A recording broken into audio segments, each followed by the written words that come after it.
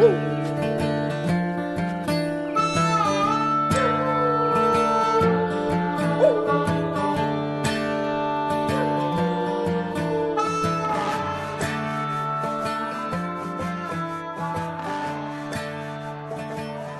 everybody, welcome to episode 32 of the Go Get Outside podcast. This is your host, Jason Milligan. Welcome back again. Welcome aboard. On today's show, we have Italian software developer, caver, canyoneer, world traveler, consummate adventurer, search and rescue team member, and all-around entertaining, passionate Italian guy, Luca Chiarabini. So if you remember back to episode 22 with Dr. Tommy Day, you may recall we talked about how we had been out over the last few days with some canyoneers in the Pacific Northwest region. Well, one of those people was Luca, who's on today's show. He and his girlfriend Tiffany are pretty much the authorities of the Pacific Northwest canyons, even though they both live down in San Diego.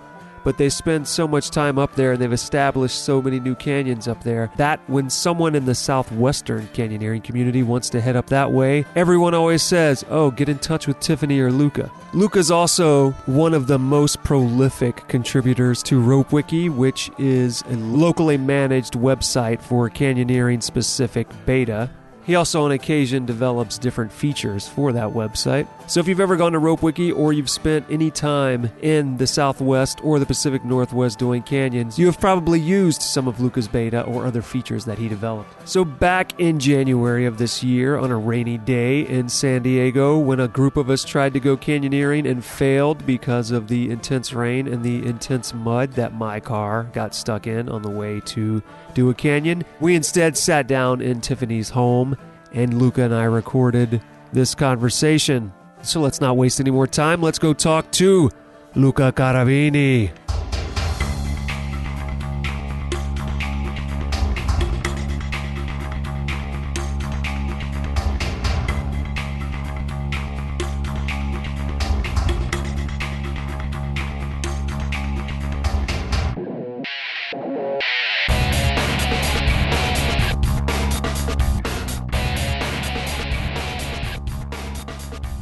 Well, my name is Luca Chiarabini, and, well, I'm Italian, but I'm legal, so nobody get alarmed. I've been living here for a long time. So you're allowed to visit Arizona? I'm allowed to visit Arizona and Utah, despite the rumors, yes. Been canyoneering and caving since 2005, so about 10 years. But you were doing things before that, right? I was doing things before that, but not properly or not with the right training. But it's only after my ex-wife left that I started doing what I really wanted to do, because she was completely the opposite. She was like, no kayaking, no big biking, no nothing. She just wanted to watch TV all the time. And after she left, I was like, you know what? I always wanted to go into caves, and now that I have nobody that stopping me, I'm gonna do it. And canyoneering, the same thing. When did you move to the U.S.? 2000. I came in the year 2000, right after the .com bust. That's great timing for you because you were a developer, right? Yes. So is that why you ended up in the U.S.? Well, it's a long story where I ended up in the U.S. But that's okay. It's a long podcast. Okay. Basically, when I had just joined the company in Barcelona, because I was living in Barcelona, they needed an engineer to be sent to the U.S. And they asked me, as soon as I joined the company, would you like to go to San Diego? And I was working with the government there, was developing video games and doing other stuff on the side, and I said no. And then after 3 months they came back and said, would you like to go to San Diego? And I said no. And then after 6 months they came and they asked me, when would be a good time for you to go to San Diego? And I couldn't say no anymore. So I said in May, and it was gonna be 6 months. And then for a series of coincidences, when I arrived, they didn't have any cars available. Hertz gave me a convertible with 5 miles, and I put 15,000 miles on it. The company hosted me on an apartment in La Jolla, and then after 3 days that I joined, the office here where I was an exchange engineer, the whole division shut down, went out of business. And they said, we're firing employees. You're not our employees. We don't know what to do with you. You have 3 months vacation till we figure out what we want to do with the next division. So I was paid vacation with paid, luxury apartment and a convertible in the US. So I went to Vegas, Los Angeles, San Francisco, all over. And then even when I had to work, it was like we would work in the morning and then at 2 p.m. we would go surf. It was just like amazing. I was like, this is fucking awesome. And somehow that is still your life. No, not quite as 16 good. years later. No, not quite as good. But then in the year 2000, I decided to move, and it was not as good as then, but it's still good. I still like it to live in San Diego. Well, you live in San Diego, but you're never in San Diego. I am. People doesn't think I am, but I actually am in San Diego a lot because I have a daughter that goes to school. I'm waiting. Next year she's going to college, but she's been my chain. She's been my chain, in fact, for the last 5 years. Yes. Well, hopefully she'll listen to this. What's her name? Her name is Sinia. So you should thank her right now for chaining you down. Oh, she knows that I'll be so happy when she finally goes to college. I'll feel so fulfilled as a parent. And finally I'll be free. Because right now it's kind of tough. So wait a second. You say it's kind of tough, but in the last year, how many places have you been? Because you travel more than probably anyone I know. No. Please, Sonny Lawrence is worse than me. Okay, worse. I mean, he's better than me. Okay, but I've been to a few places, but mostly hijacked by Tiffany to Oregon, Washington. But then I organized a trip to British Columbia. Then Tiffany was off her project, so we went to Turkey and Jordan. Then in Christmas, everybody has vacation in Christmas, so we went to Chiapas, to do Chorradero and some amazing caves down there. And then I had my dad that turned 70, and since I was a kid, he's always saying he wanted to go to Antarctica. One day he would go to Antarctica, and he's never done it because family, because work, and now health was going to become an issue. And then me and my brother decided, let's go to Antarctica. So we went to Antarctica with him, and I came back just a few days ago. But this is not the normal year because I'm responsible parent. Okay, she's now turning 18, so you can be irresponsible. I can be irresponsible again. Yes, yes. So tell me about this Antarctica trip, because that's one of those places I'd really like to go, but I've never been. It seems like everyone I've met who's ever been to Antarctica, they talk about it like it was some special life-changing event. Did you feel that way? Did you feel like you went to some place different than anywhere you've ever been? Or are you going to say, oh, Antarctica was bullshit? Antarctica was good. The preamble is, I'm not a cruise person. I did a cruise many, many years ago, and I decided, this is bullshit. I'm never going to do this again, because it's like being everywhere but not being actually experiencing anything, anywhere. And this was with my father, so didn't want to go on a too small boat. So we took a boat that was like 70 passengers, which if you go to Antarctica, you should get no more than 100, absolutely, because they cannot have more than 100 people on the beach at the same time. So if you have more than 100 people, it means that you only go one time a day to disembarkment or to the beach or an excursion, and that's it. They cannot go many other places. They cannot go in some of the bays. So it has to be a small boat, 70 people or less. And the rest, this was my father's dream, to go to Antarctica. I didn't have any particular interest to go, but it was amazing having penguins, walking in front of your feet, and see how they build these penguin highways, and they climb up, on these cliffs. They're crazy climbers that go up these cliffs because that's where the snow disappears first, and being able to nest up there makes just a week difference, but that means the chick survives or the chick dies. So those are prime locations for nesting, but they climb up like crazy, and you see them sometimes sleeping. We saw one sleeping and falling, and he fell like head first, and he crashed on the ground, and then he stands up, he looks left, right, he's like, did somebody see that? No, okay, I'm just keep walking, like nothing happened. And it's like, shit, they're super durable. They, if they hit you with the fins, with their wings, they can break your leg. Oh, really? Did you get close to them? Are you allowed close to them? We were like there, at my feet. Supposedly you're not supposed to go less than 5 meters from them, but they can walk close to you if you stand still, and that's perfectly normal. And they're curious. They look at you. Then they come by, they look at you, they look at your feet, and then they go by. They're super funny. And then you see, it's like a documentary. You see them, you're in the middle of the colony. You see that there's a skewer landing in the colony, all the penguins, firing the alarm, and the skewer goes around trying to steal eggs or steal sometimes chicks, and all the penguins, nobody moves. They all sit on their nest, but they try to pick on him from a distance. But, of course, he's completely undisturbed, going around, see what he can find.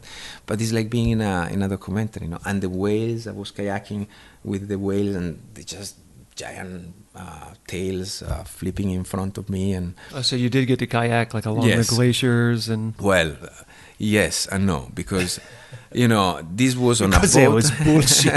Yes. This was on a boat. I said, okay, I'm spending 10 days on a boat. I'm going to go crazy. I'm going to pick one that has also kayak. And they had kayak. But it turns out that with the kayak, they don't let you go as close as to the icebergs or the ice fields as you do with the Zodiac. They don't get to let you go as close to the seals and to the whales as you go with the Zodiac, because it's dangerous. They don't let you go through narrow passages that the Zodiac can go through, but it's too narrow, too dangerous for the kayak. So they're super, super conservative. And one of the days I said, you know what, fuck this shit, I'm out. Put me in a Zodiac, because it's the 5th Zodiac that goes by that narrows section. We were in an amazing place, an island that they seldom visit because of weather and ice, and it's an island that is geological wonder. It has tunnels, it has caves, it has narrow canyons that go through the island. And we were just going around in circles because the kayak guide didn't feel comfortable taking people down any of the, 5 different exits from this, amphitheater. And after the second, merry-go-round, I told him, I want to go on a Zodiac, because it's the 5th Zodiac that zooms by us and goes through a channel or goes through a tunnel.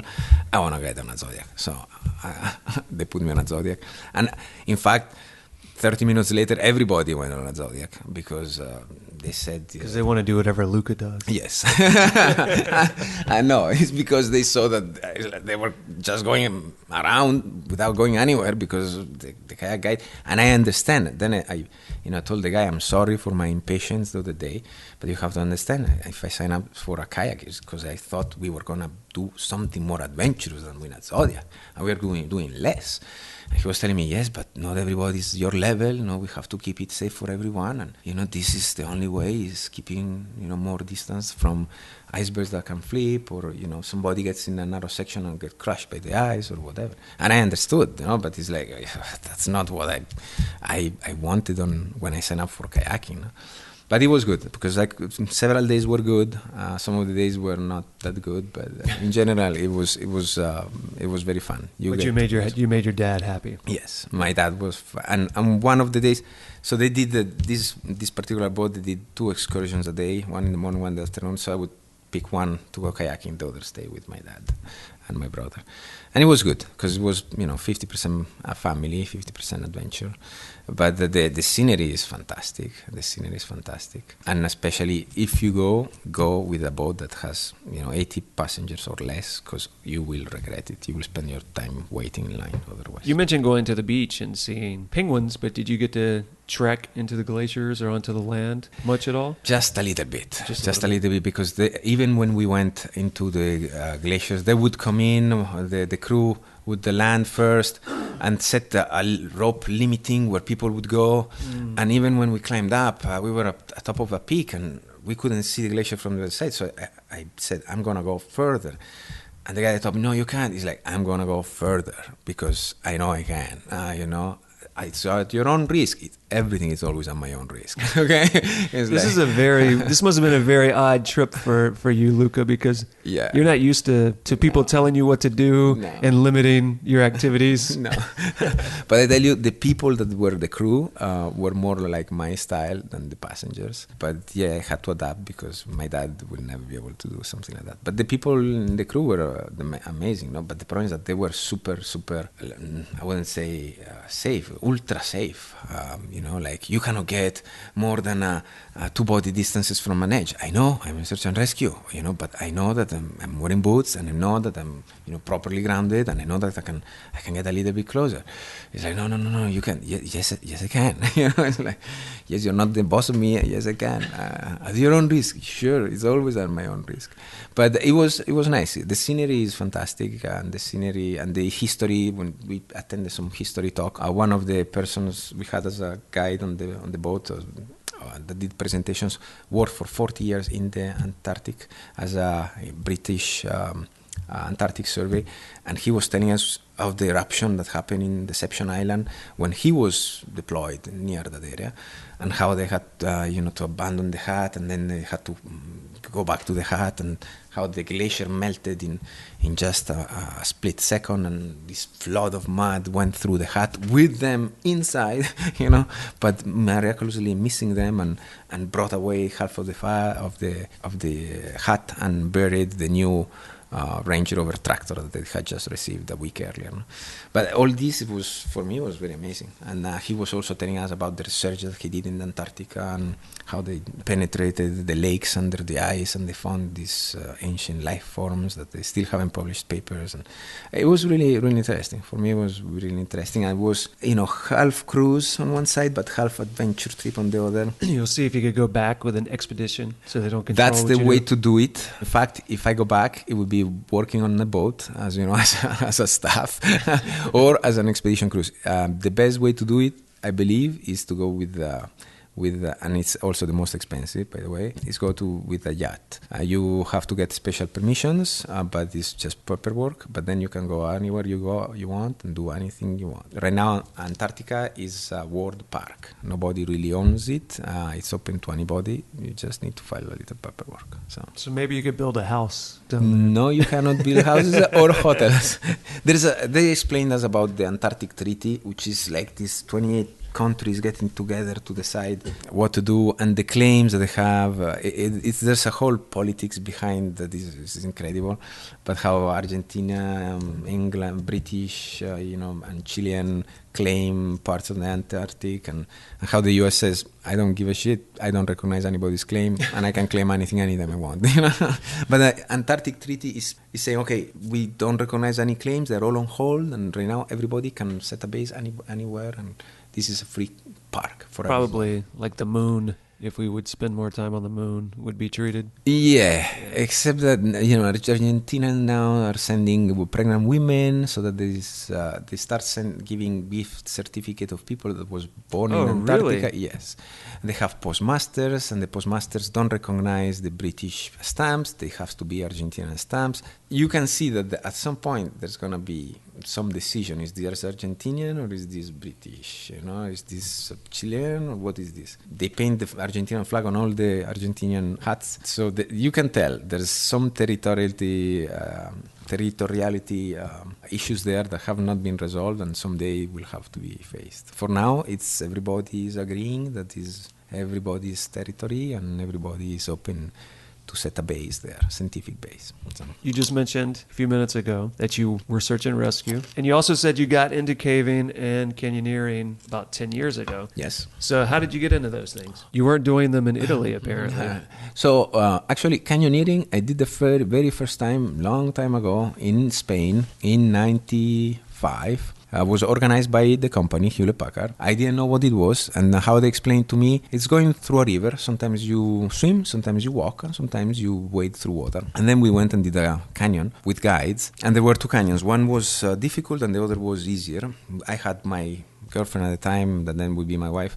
And we decided to go with the easy one. It was quite an adventure because we were never done anything like this, and the guys were completely inexperienced. We dropped places where we shouldn't drop, jumped places where we shouldn't jump. And at one point, I landed face first and in 5 inches of water, and luckily nothing happened, but my glasses break. And So you know how you were supposed to start this story? why? How? Classic Luca story, which was... I almost died. Yeah, I almost died. Well, I didn't almost die, but pretty much.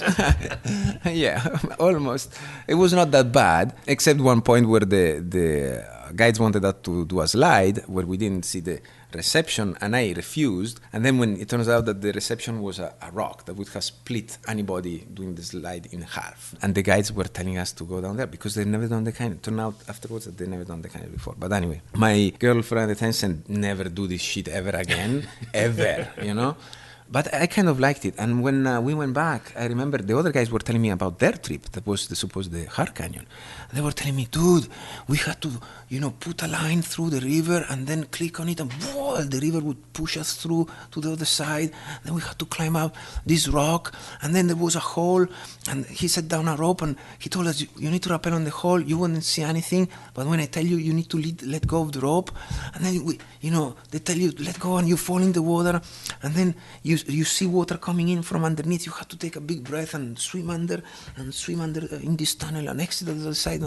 And just when they were telling me, they told me, oh, you would have loved it. They must have seen my face like, yeah, I would have loved that.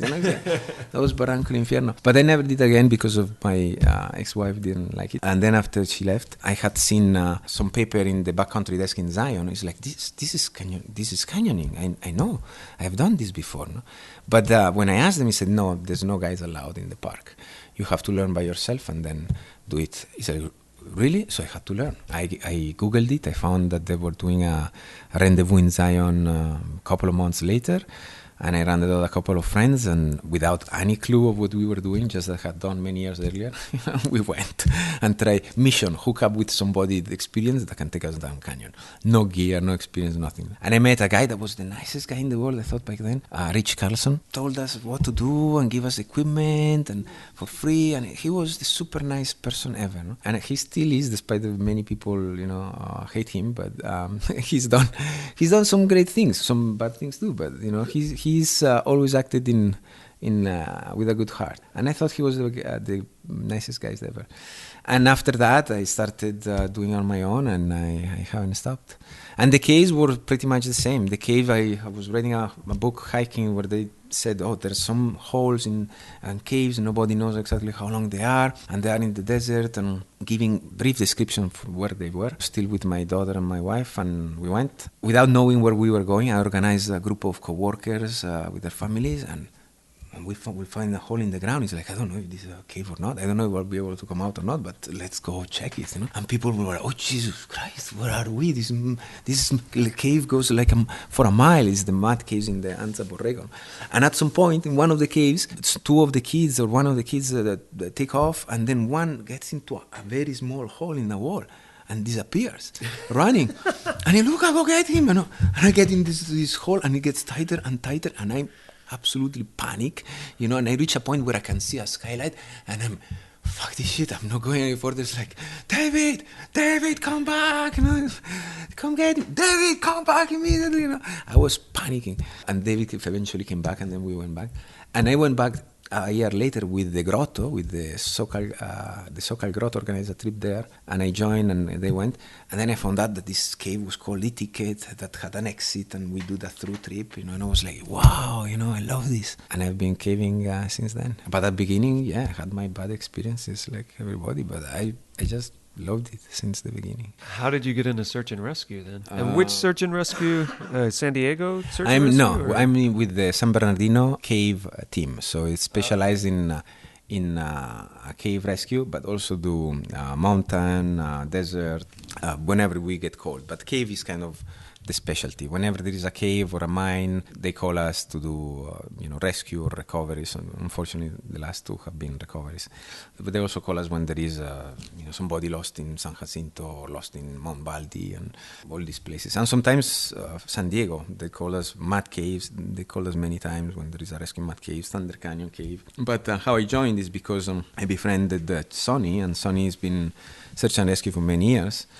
Talked to me about it. It's like, you should join search and rescue. And I thought the people in search and rescue were all super experienced, only experts allowed. And he told me, no, they teach you from scratch. Like, there's people that's never even hiked before that join the search and rescue, and they get trained from scratch. And I joined after I signed up for joining, but before I actually became an active member, there was a rescue in one of my trips in Thunder Canyon Cave, where a guy got trapped in a crack for 11 hours and almost died. And almost died, it means he almost died, because when the first rescue team, the San Diego team, Borstar, came, their technical analysis of the situation was, this guy's fucked, and they was that their official report? There was official report. The official report, they were radioing on the radio, the victim is FUBAR, and I didn't know what that meant.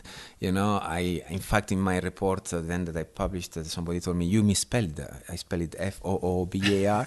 And I said, no, it's FUBAR. It's like, I don't know what that means. Like, it's a technical term. They use fucked up beyond all recognition. They use it when there's a plane crash, helicopter crash, that's zero chance of survival. And I didn't even know. And they were rating the victims are FUBAR, call the cave team. And after we've been telling them, call the cave team for 10 hours, they finally said, we don't know how are even going to get the body out. So call the cave team. But the cave team had been alerted by one of my friends in advance. So when they called them, we need the cave team. The cave team said, we are right behind you. Where's the helicopter? We are boarding right now. We are all ready to go. And they arrived there at 11 hours, luckily, because the guy would not have lasted 12 or 13. He would not have lasted. And they saved the day. They got him out. When the other search and rescue team said that we don't even know how to get the body out. Not, forget about saving the guy. We don't know how we're going to get anything out of that. Because he was jammed in a 9-inch crack, horizontally jammed, with no way to get back or forward. But if he was able to get in, there should be a way to get him out, right? Well, he went in standing on this crack, but then the crack to exit, you have to get kind of sideways and slide out, but he got sideways too soon, so he ended up being completely horizontal in the crack. We couldn't even see his head, we could only touch his feet. And it's a 9-inch crack, and the guy on the other side could not reach his head either. So was he conscious when he was conscious the whole time. But this is a crack that he could not turn his head, he could not move anything but one arm up and down. Does he do caves anymore? He does caves. He still caves. In fact, after the rescue, he went back the following week. There was 2 victims. One was him, and the other was the victim behind, the person behind him that decided to stay behind him to not let him alone in the dark. And he ended up being a second victim, because after 10 hours, this cave was rushing river. It was a completely rushing river underneath, very cold, like 45 degrees. And he had a wall on one side and a wall on another in a narrow crack with a very cold wind blowing through. So we managed to keep him alive for 11 hours, just covering him with space blanket, building a wind barrier under him, and 2 newbies with me on the trip, massaging his feet and his legs for 10 hours. And that saves that he didn't have compartment syndrome. But I don't want to be in a situation like that ever again. But the cave team saved the day, and now I'm a member of the cave team. I could see how you could do recovery in a mine shaft because they're much wider. But if it's a wild cave with squeezes and maybe running water, could get pretty difficult to get a body out of there. Yes, it's very difficult. The training that we done in Thunder Canyon proved that. We use a sked that is like a litter designed for caves. It takes very little space, but it's kind of flexible. And we couldn't get it out from Thunder Canyon in the sked. We had to get the mock victim out and have him go through the holes without the sked because it didn't fit. It can be very difficult. The rescues with the caves, even the recoveries can be very difficult. You went to Chiapas recently in Mexico. Yes. And there was what everyone was calling an underground canyon. Mm-hmm. Yes. So tell me about this. This is basically like a canyon and a cave combined, Yes, right? yes. And I have first heard about this canyon in 2007 from Matteo Rivadossi we were in Ticino, and he told me that was the best cave canyon he's ever done, and I put it on my list. And then I found out that people from Sokal Grotto had been there, and other people, friends of friends, have been there. So it's something that people visited, but it was not very well known because being a cave, there's the secrecy around caves. Even where they're outside of the U.S., the Americans think that they need to be the guardians of the caves and keep them secret. Even when there are 4 Mexican companies guiding through this cave, they still think they need to keep them secret, protected, for whatever reason. Yeah, then a couple of them gave me enough information and that we could do it on our own, because usually they don't do the full trip. The commercial companies do only 25% last section of the cave. And we went in without guide to do the whole thing. There is one person that gave me information about there's 44 drops, 44 waterfalls. He gave me information that was like, okay, waterfall number 1, you can don't climb on the left. Waterfall number 2, jump on the right. Waterfall number 3, there's an old pin bolt behind the rock on the right. So there was information about pretty much of all the drops. We also found new bolts that then we met the guy that put the bolts in there. Is one of the commercial companies, Petra Vertical, and they want to commercialize to take people, customers, but it's way too long. It's like 12 hours, 8 to 12 hours. We took 9 to go through the cave, and it's jumps. How big was your group? Our group was 6 people. 6 people, so it took 6 people 9 hours? 9 hours, and thank God we didn't have to rebuild many anchors because they had pretty much new bolts set in from last year. Only one bolt, so they were all single bolts, so we were always backing it up. But most of the drops had new bolts. And whenever we didn't find a bolt, it's like, this is probably a jump. Okay, who wants to jump it first? Okay. Or we would send somebody down on a mid anchor, and then, yeah, it's a jump. Okay, jump. And some others, we would look, okay, it could be a jump. And for people who don't understand what a meat anchor is, that essentially means another person is the anchor up top. You're rappelling off another person, basically. Yes, that's exactly what it is. But it's an amazing canyon. I mean, it's a canyon because I don't know of any other caves that have 43 rappels. And also caves, usually you have to go back up. This is a river. It's flowing on the surface, and all of a sudden it gets into a narrow canyon that is at all effects a canyon, and then all of a sudden the canyon goes underground through a hole. And it doesn't reappear till 5 kilometers later at a completely different location in what it is a kind of a swimming hole and park, where the river comes out of a hole and creates a waterfall, and everybody's there, bathing in the waterfall. And it's amazing. It has jumps and formations and passages, and everything is sculpted. It's like just a canyon with a ceiling, And does it have any cave characteristics other than the fact that it is underground? Like, does it have squeezes? No squeezes. So it's really like wide. Yes, it's always like in a canyon.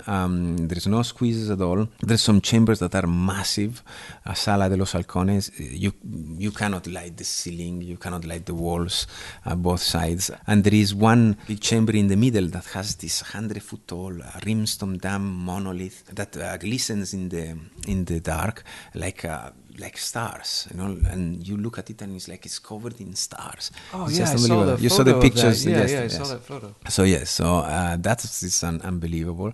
And it's a limestone dam, the apparently a flow stone that comes in from the side from 100 feet high and created this monstrous structure. And it's just unbelievable. It's a river, a cave that goes underground and flows and then pops out at the other side. And once you're in for 8 to 12 hours. In fact, they told us that's the usual time that it takes. As I said, we were lucky because we could reuse a lot of the anchors. Some of the anchors that we found were like really, really old, like obviously 30 years old, deteriorated iron anchors. But it was really good. It was really good, yes. And there's not many caves that have an entrance and an exit and 43 rappels or 43 drops in the middle. No? I definitely want to go check that one out. Yeah. You live in San Diego, but if somebody wants to go do canyons in the Pacific Northwest, in Oregon or Washington, Yes.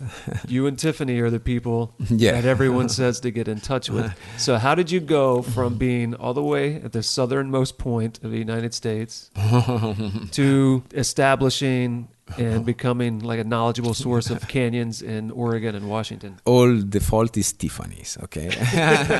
Because I haven't even If she was heard. here right now, she'd say, this is bullshit. Yes. So I hadn't even heard of the Pacific Northwest Canyons. I have never done any Pacific Northwest Canyons until she saw some of the pictures. And I've done canyons in Hawaii, and they look to me like canyons in Hawaii. Basaltic rock, very green scenery, but I had never done them. And a lot of water. And a lot of water, like yeah. too And a much lot of water. sometimes. Much more than in Hawaii, correct. But the thing that there was this Canyoneering Northwest website that has information about many canyons, but it's absolutely unusable because it doesn't have ratings, which canyons are good, which canyons are bad. It doesn't even tell you where the canyons are on the map. So for us was like, if it had, 60 canyons documented, we had to read each and every single one of them. And me and Tiffany kind of split up the task. Then look at the pictures, which are minuscules and very, difficult to see sometimes. And from the description and the pictures, decide, is this a 3-star, 4-star, 5-star canyon? How good does it look? I took that and located all the canyons. Okay, this one is here, this one is here, this one is here, this one is here. And that for 60 canyons, no? And then we uploaded the information to RobWiki. But after that, we were able to say, okay, the good canyons are in this area. The good, some other good canyons are in this area. So we want to go in these two areas. We're going to spend, 5 days here. We're going to spend 5 days there. No, but before that, we had to spend like a month reading this website. It has information and it's very helpful, but it's unusable or is unthinkable that anyone that wants to use it has to go through the same process, no?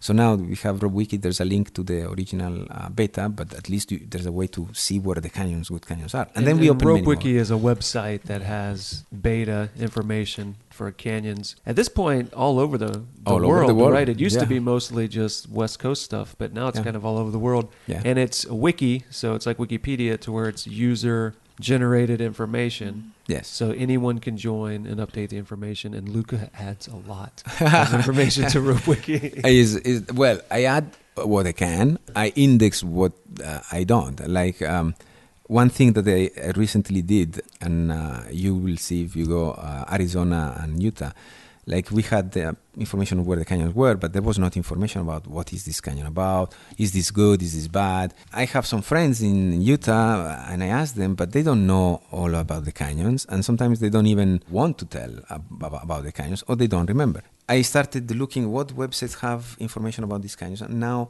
RobWiki links to all of them, but incorporates also the ratings. So if like somebody said that this canyon was 3-star on the website, and then somebody else said that this canyon was a 4-star in another website, now this canyon shows up as a 4.5 stars, and it points to both websites.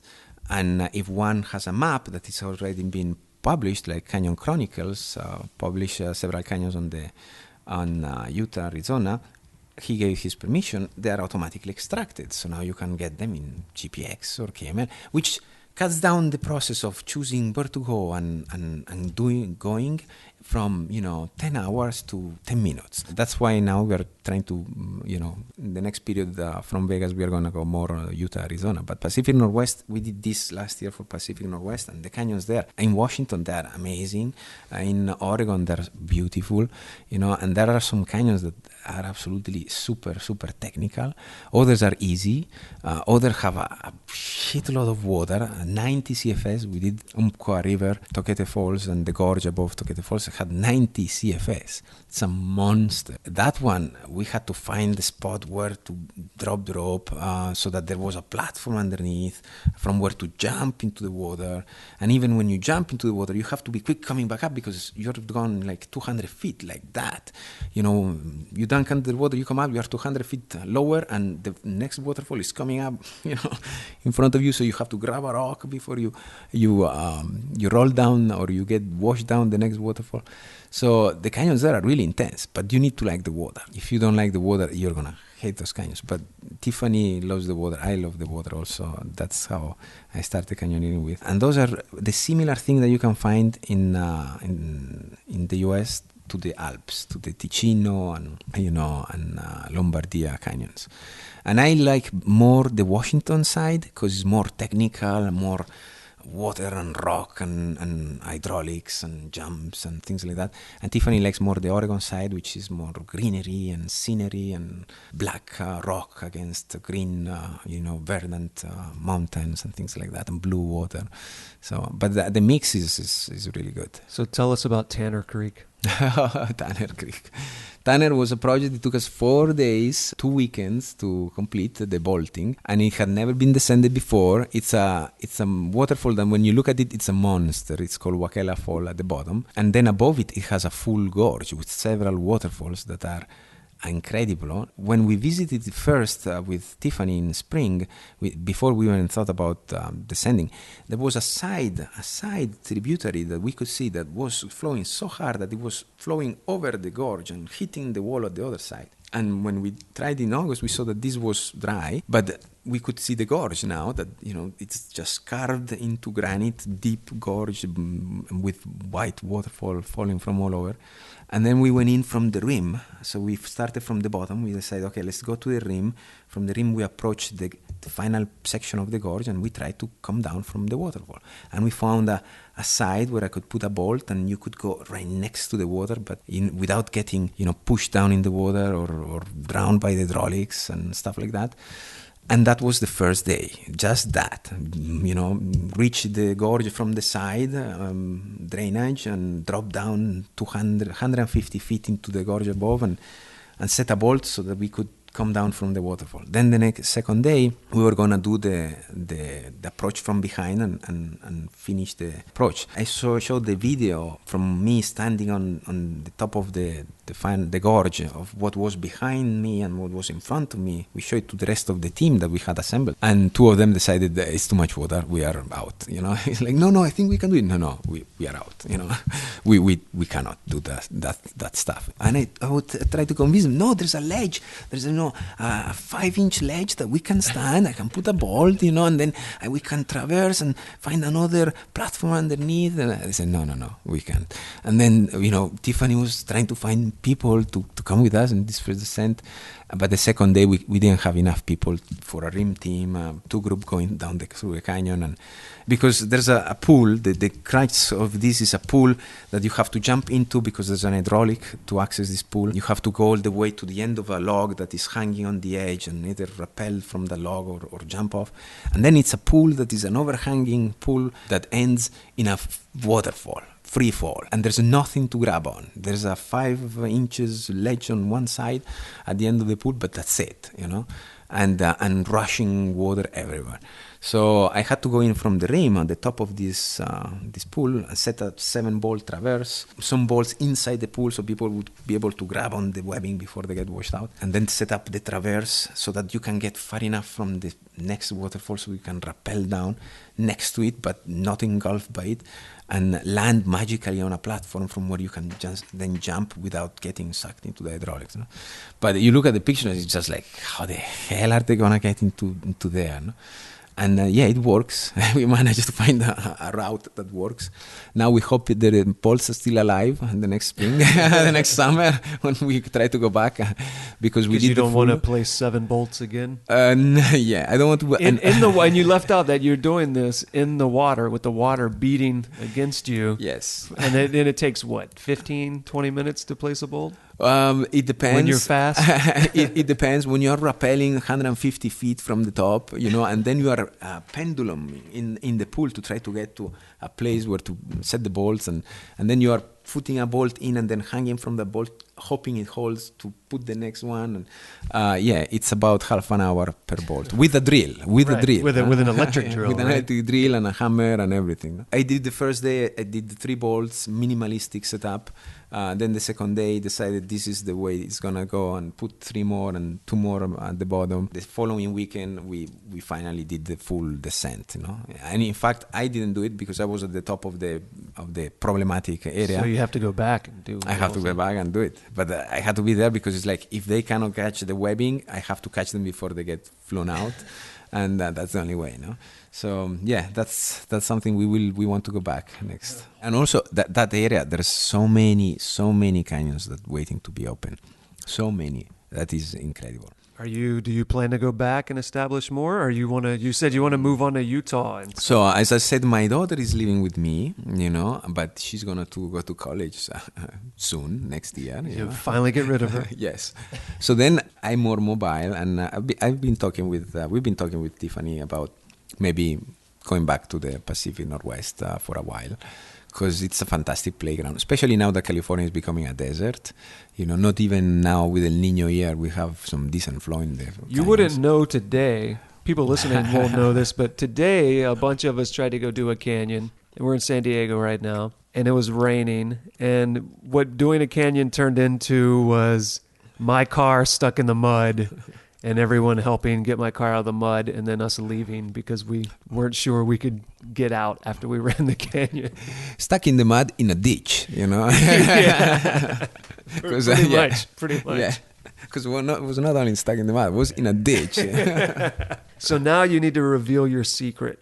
So everybody wants to know how it is that you can travel so much and go do so many things and raise a kid and be a responsible adult who pays his bills.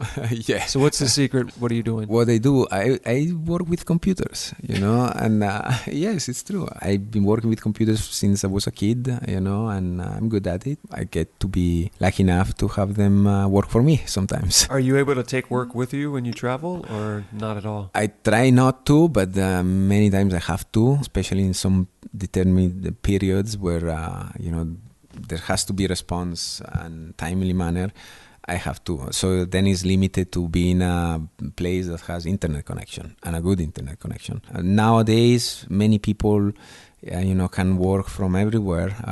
You met Eric, he works 1 week and then the next week he's taking off. My other friend, Michelle, she works remotely.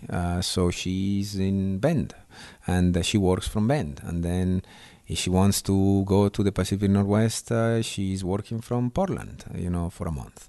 Or she's working from Seattle for a month. And then during that time, she's, able to go explore the canyons. Engineers that work with computers, develop software, have that freedom, that the other people might not have. Like teachers, they cannot leave their children and teach them from, 1,700 miles away. They teach them on FaceTime. Yeah, they can try, but it's like the parents might not get it, might not like it very well. No? But yeah, there's many ways people can use to follow the dreams, but there is a book that I like a lot that is called The 4-Hour Workweek. Several people don't like it because I've heard people say it's bullshit. Yeah, well, it's only the book.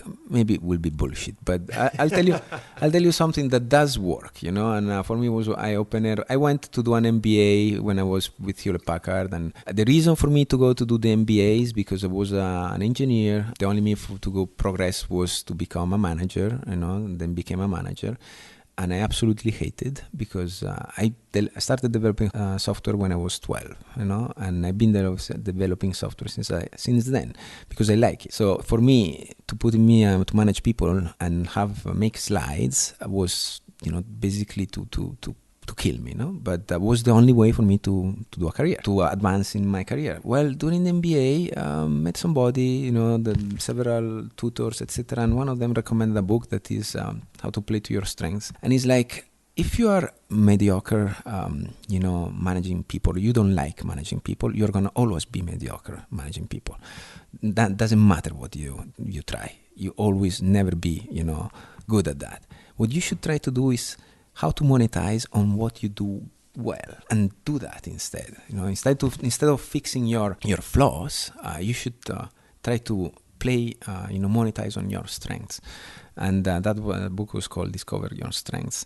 And that was an eye-opener for me because it's like, I shouldn't be a manager, so screw this shit, because I've never been a good manager, and I hate it, and I absolutely hate it. And what I should do is find a way to, try to make software, make money with doing software. Keep trying until I find a way. And I think that's what people should realize. Many times is finding the right place, finding the right thing, or sometimes it's a little bit of luck too. But even teachers can do that. I have a friend, she started developing materials for other teachers so that she can sell for special education, and she doesn't have to be teaching kids, but she can develop the materials that then others can use to teach kids. So it's like try to find a way to enjoy what you do without work being a hassle, without being a chain that keeps you from doing what you really want to do. That's my recommendation. Tiffany still has to learn, for instance, because she has very limited vacation. But when it doesn't seem like she has limited vacation. It's different. When she finishes a project, then she can take vacation, or she has that time while she finds some other project, and then we can use that. But it's like we cannot time it. It's like, I want you to go a month in summer to Europe to do canyons in the Alps, and she's like, I cannot do it because I have a deadline in freaking August. So we have to wait and see to line up things like that. But maybe someday we can change that too. If people want to find out what you do, if they wanted to see pictures, if they wanted to find your beta, where should they go online? Well, the first thing they should know is it's all legal. It's all legal. The second, the beta, I would say the Rob Wiki is where I post all of the beta. It's not because other places are bad. It's just because other places are either in French, other places are either closed for only other people can post, and only them. And I found that Wiki is really flexible for me, and what it doesn't have, I added to it because I'm a software developer, and the system is open. I'm just a user. People think I own Ruby. No, I'm just a user. Benjamin is the one that started it, and David is the one that administers it, and I'm just a contributor. But it's just like, I want a map on this thing. Well, can I develop one? Yeah, sure. Here, give me the manual. I read it. Okay, I can make a map out of this, and I added a bunch of functionality that I wanted, like the water flow analysis, because I got screwed 2 times in Washington because we traveled all the way there to do canyons, and the canyons were flowing too hard. So now there's the water flow analysis. I can check how much water is flowing in a canyon, miles away from the comfort of my home or from the car while we are driving there. So, I recommend Rob Wiki, and we post everything there, all the adventures that we do. Caves, people want to keep them secret, so some caves, Mexican caves, are posted, but American caves, very few of them are there. The ones that cannot be vandalized, because Americans are all vandals, so they should be protected from themselves. But there's some caves there, but only the ones that are sea caves. The ocean drills against these caves continuously, so there's nothing you can protect there. Others that are have formations are not documented.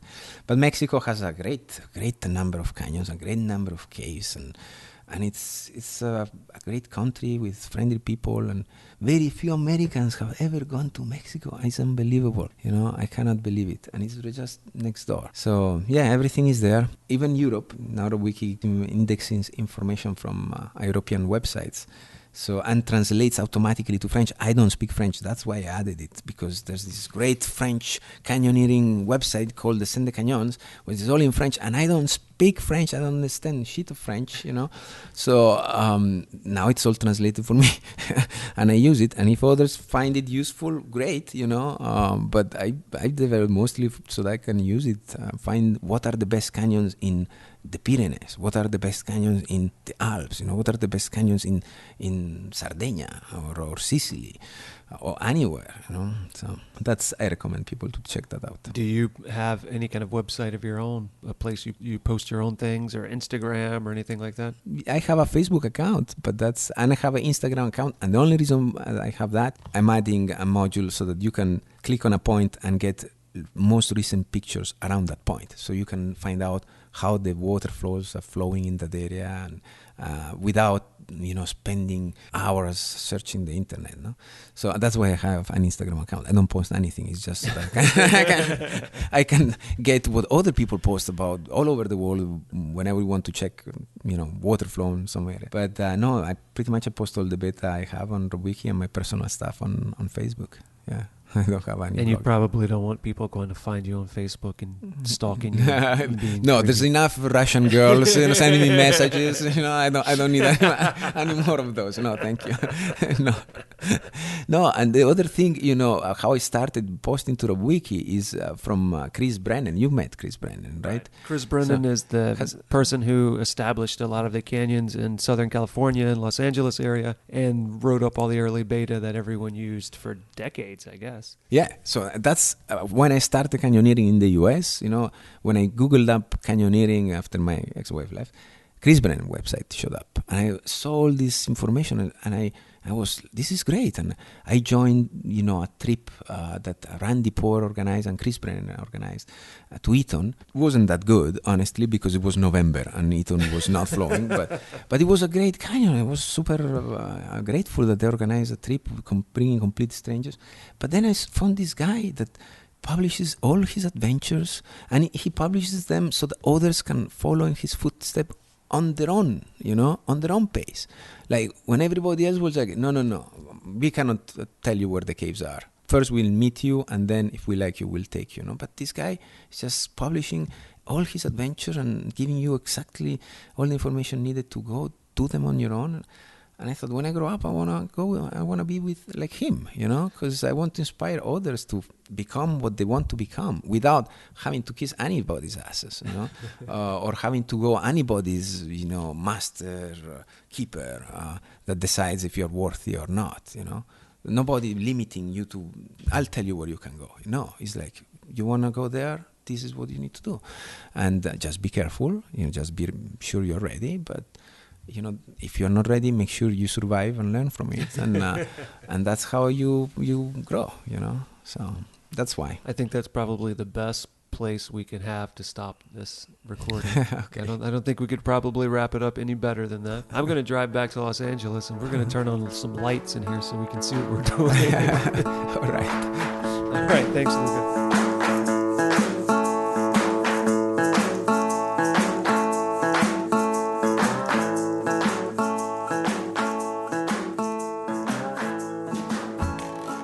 I think you'll all be happy to know that Luca's daughter, who he affectionately refers to as his chain, has indeed graduated from high school and is now off to Cal Poly. So he, in his own words, is free. And now, instead of just traveling a dozen or so times a year, perhaps he can travel every week to some new location and make all of the rest of us jealous of his world travels. Speaking of which, he was recently in the Pyrenees doing what he calls crazy-ass water canyons with a local guy named Thor. And if Luca thinks they're crazy-ass canyons, they're probably crazy-ass canyons. And before anyone emails the show to tell me that we should have spent more time talking about cave rescues with Luca, well, we did. We chose to edit some of that out of the show because of some of the sensitive information regarding ongoing investigations. So if that section felt a little rushed and it felt like we left that topic prematurely, that is why. And perhaps one day when some of these cases have closed, Luca can come back and share some of these really interesting stories. Luca also asked me to point out that RopeWiki is now an international site because Barranquismo.net, the most popular Spanish canyon beta site, has recently shut down, and they did agree to transfer all of their beta to RopeWiki. So if you want to travel to Spain, where they have some really great canyons that I have never personally visited, but many people I know have, you can get that beta on RopeWiki. So go there. And you should go to GoGetOutside.com/podcast. Look for this, episode 32 with Luca Chiarabini. There you will find a crap ton of photos. He gave me all kinds of photos. If you want to see what that Tanner Creek looked like that we discussed earlier in the show, that's a great place to check it out. Or if you want to see what that cave/canyon in Chiapas looks like, you'll find photos of that there as well. As always, you'll find links to things we discussed in the show, such as the book 4 Hour Work Week, the book Discover Your Strengths, links to RopeWiki, links to RopeWiki Explorer, which is an application Luca developed for RopeWiki specifically for people exploring undocumented canyons. You also can find that Tanner Creek beta if you have the courage to check that one out on your own. And a link to a video I put together last year, a teaser for a larger project called Scuba Climbers, which prominently features Luca, especially in the beginning of the video, so if you want to see that guy in action, go check out that video. In the last few weeks, I've gotten some really great emails, so I want to thank all of you who have sent in those emails. And if you listening would like to be the awesome kind of person that emails this show, well, it is quite easy.